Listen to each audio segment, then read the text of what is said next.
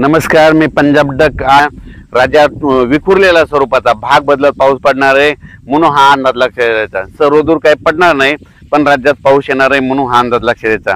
ज्यांचं सोयाबीनचा उघडा असेल तुम्ही झाकून घ्या. मग राज्यातल्या सर्व शेतकऱ्याला सांगू इच्छितो की मग हा राज्यात पाऊस कसा असणार आहे. तर राज्यातल्या सर्व शेतकऱ्याला सांगू इच्छितो की राज्यामध्ये 22 तारखेपासून आपण जिल्ह्यावाईज सांगू. तर सुरुवातीला काय होणार, नांदेड जिल्ह्यातल्या शेतकऱ्यांनी अंदाज लक्षात द्यायचा.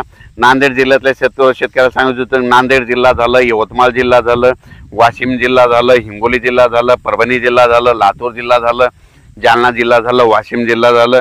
त्याच्यानंतर इकडं बीड जिल्हा, इकडं धाराशिव, सोलापूर, सांगली, सातारा, कोल्हापूर, पुणे, अहिल्यानगर ह्या पट्ट्यातल्या शेतकऱ्याला सांगू इच्छितो की म्हणजे ह्या पट्ट्यामध्ये 22 तारखेपासून ते 28 तारखेच्या दरम्यान विखुरलेल्या स्वरूपाचा वेगवेगळ्या भागात पावसाची हजेरी असणार आहे. सर्वदूर काही पडणार नाही म्हणून हा अंदाज लक्षात घ्यायचा. आणि त्याच्यानंतर मग सांगायचं झालं तर हा पाऊस राज्यामध्ये मराठवाडा आणि पश्चिम महाराष्ट्रात या पावसाचं थोडं स्वरूप जास्त असणार आहे. आणि काही काही जिल्ह्यातच काही काही भागातच थोडा जास्त पडणार आहे. सर्वदूर काही पडणार नाही म्हणून हा अंदाज लक्षात घ्यायचा.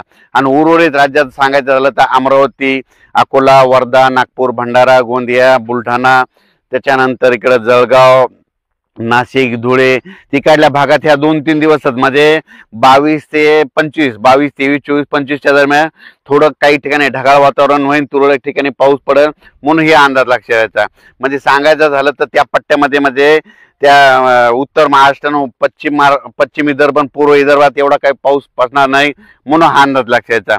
कशामुळे इकडल्या मराठवाड्यात आणि पश्चिम महाराष्ट्रात कशामुळे पाऊस पडणार आहे. तेलंगणा आणि आंध्र प्रदेश आणि तामिळनाडू, केरळ इकडं पाऊस पडणार आहे.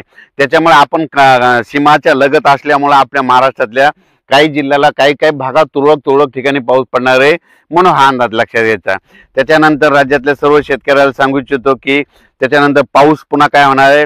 हे 25च्या नंतर म्हणजे जळगाव जिल्हा, उत्तर महाराष्ट्र जळगाव जिल्हा, त्याच्यानंतर बुलढाणा जिल्हा, इकडे अकोला, हे बॉर्डर, बुरामपूर ह्या पट्ट्यामध्ये 28च्या नंतर थोडी थंडीला देखील सुरुवात होणार आहे म्हणून हे अंदाज लक्षात घ्यायचा. पण राज्यात मात्र भाग बदलत विखुरलेला स्वरूपाचा पाऊस 22 तारखेपासून ते 28 तारखेच्या दरम्यान वेगवेगळ्या भागात असणार आहे. सर्वदूर काही पडणार नाही म्हणून हा अंदाज लक्षात घ्यायचा. ज्यांची कोरडवाहूची